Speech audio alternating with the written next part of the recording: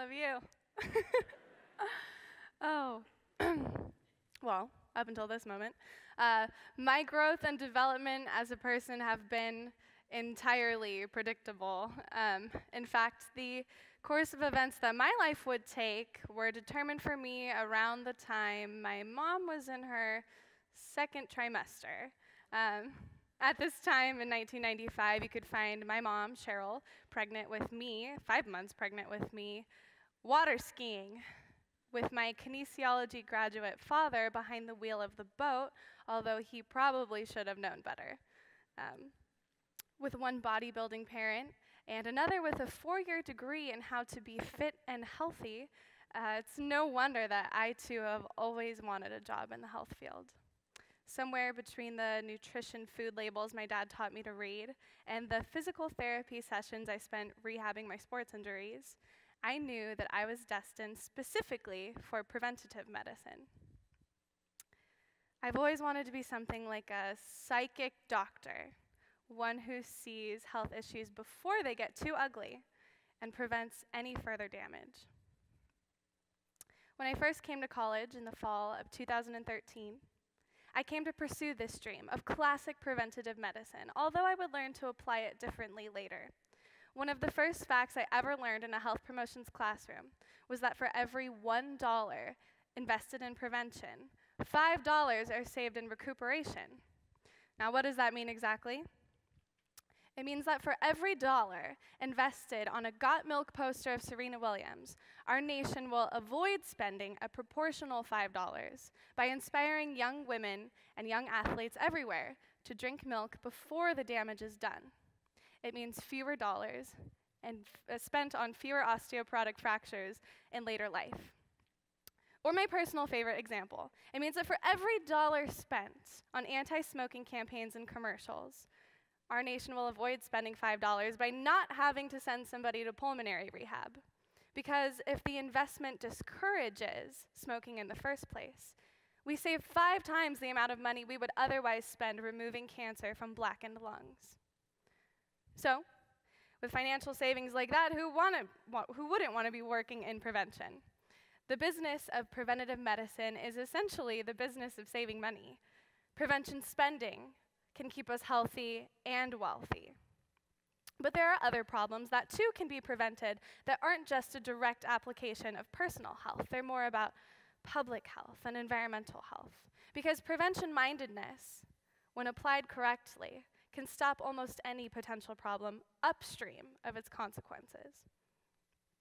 Any of you with a Facebook might have seen this plastic ocean sucker thingy, as I like to call it, which essentially filters water and plastic through its opening and cleanses the sea of all the waste we've dumped into it. While this is an incredible invention that does solve some of our environmental problems, it doesn't necessarily prevent them. Notice that solving an environmental problem is not the same as preventing it in the first place. Prevention-minded folks like me want to spend less time developing a sexy ocean cleanup gadget and more time emphasizing a reduction in plastic waste in the first place. If we spend money on things like this, preventing our problems, we can definitely save $5 in the long run. So if prevention is so cost-effective, so proven, so applicable, and so upstream of consequences that it might prevent them altogether, we must be applying prevention tactics in every field, every corner, and every science, right? Well, if we were, I would have nothing to talk to you about today. Unfortunately, I'm not up here to talk to you about all the ways that prevention techniques are used to prevent public health fiascos successfully. I'm here to bring your attention to the striking way in which it isn't. There is a glaring, unrelenting, statistically predictable, global and daily crisis that takes place in our nation at an alarming rate, a public health crisis. This crisis is sexual assault. But why is this now the focal point of my prevention-based career? See, when I told you earlier that my growth and development as a person have been entirely predictable, I wasn't lying. During the second trimester of my mom's pregnancy, she would find out that I was going to be a baby girl. That baby girl would turn into a woman. And when that woman faces national statistics like 1 in 6 women will become victims and have attempted or completed rape in their lifetimes, it's really not surprising that I became one of those women. I was raped by someone I thought was my friend in my own home with my mom and little sister upstairs when I was 15 years old. I was finally able to articulate what happened to me for the very first time when I was 17 years old. I was interviewed time and time again by detectives and district attorneys, and in that very same fall of 2013, when I came to college to learn about preventing pain and injury, my rapist was sentenced to 3 years in prison for the rape of a woman that he victimized after me. Today I'm 20 years old, and not once has my peace of mind ever stemmed from justice being served. Not once has my sense of security or my solace ever come from his punishment, my vengeance, his sentencing, or our so-called solution to the problem. I do not rejoice in the thought of my rapist in shackles and orange clothing because I'm prevention-minded. I, like my physical therapists and my health professors and my kinesiology colleagues and my parents, I know all too well that damage control after a crisis has occurred does not negate the fact that it has already happened. Damage control, unlike prevention, does not diminish the cost that I've already paid. Speaking of costs, the United States spends an estimated $450 billion annually on preventing crime, 95% of which is violent crime. Rape is the most costly of violent crimes and accounts for, get ready for this, $127 billion alone. This projection includes costs like medical treatment, trial, therapy, and imprisoning a rapist. It also includes losses in productivity, like when a rape survivor like me misses work because the same reoccurring PTSD nightmare kept her up all night.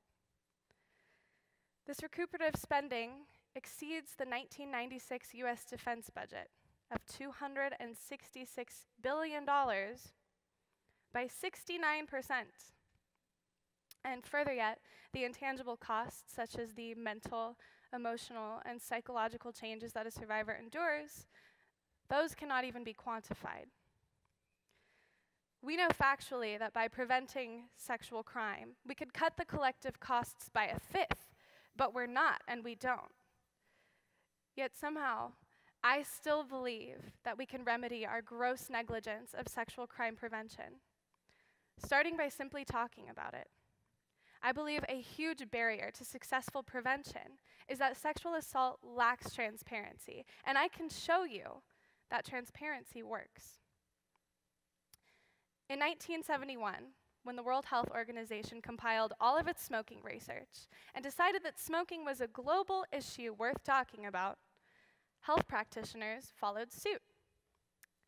With research-based evidence and federal health organizations to guide them, doctors for the very first time began talking to patients about the hazards of smoking. Those patients went home and talked to their children. Children went to school and university and talked to their peers. Over a couple of diligent decades, smokers trying to quit raised children who had never even started. Teachers taught generations of students to value their lungs. And now we see entire cities, like San Luis Obispo, California, enact laws that ban smoking downtown entirely.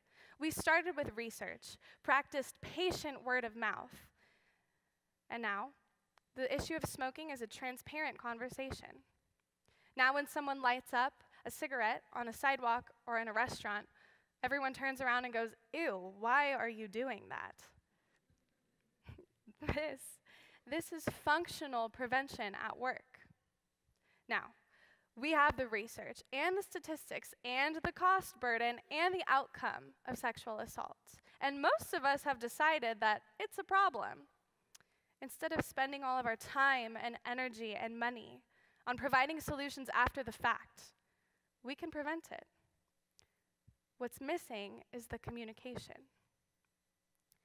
If parents can talk to their children about consent, the way that they can talk about cigarettes without blushing, we can cut down this issue. If educators can talk about the repercussions of rape, the same way that they can talk about tobacco and tar, we can cut down this issue. If survivors can tell their stories, put their faces to cold statistics, if survivors are permitted to humanize themselves in public spaces, if survivors are encouraged instead of shamed for normalizing this very conversation, we can cut down this issue. Because if there's anything that my education has taught me besides the importance of prevention, it's that people's knowledge, their attitudes, beliefs, and their behaviors are determined by the people, the communities, and the institutions that surround them. We are those people, we are those communities, and we are those institutions. We need only be active and receptive. We need only to accept that factually, we cannot permit sexual assault to persist. We cannot afford to.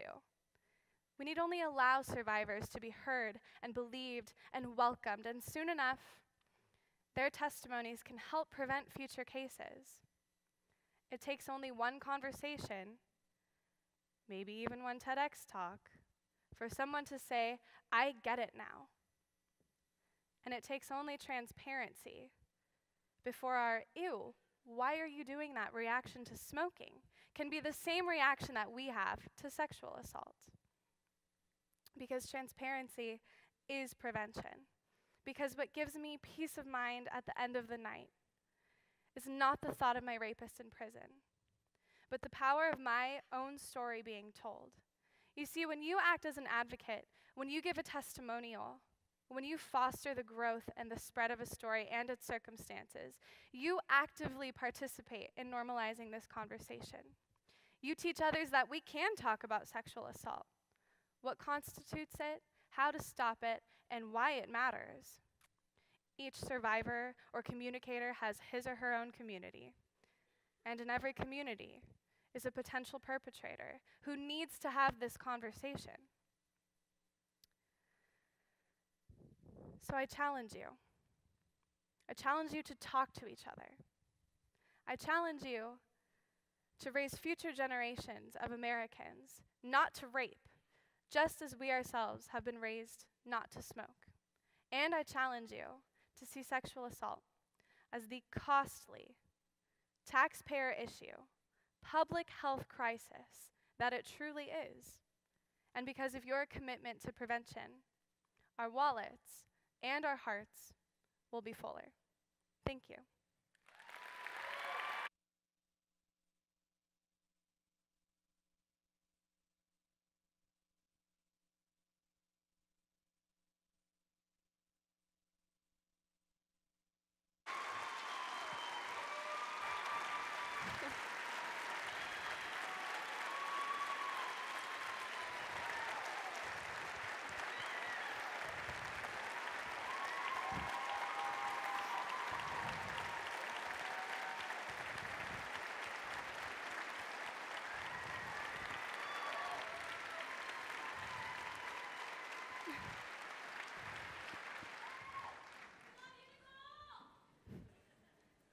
Wow.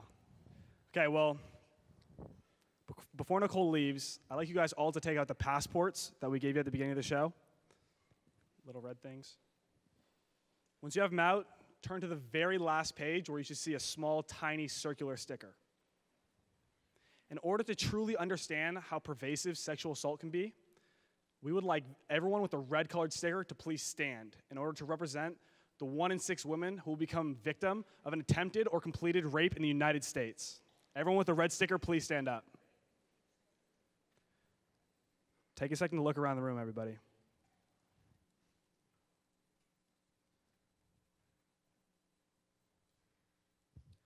Thank you so much for your participation. If you have any questions or would like to seek some guidance, please contact Nicole or Current Solutions after the show. Let's give Nicole one more round of applause.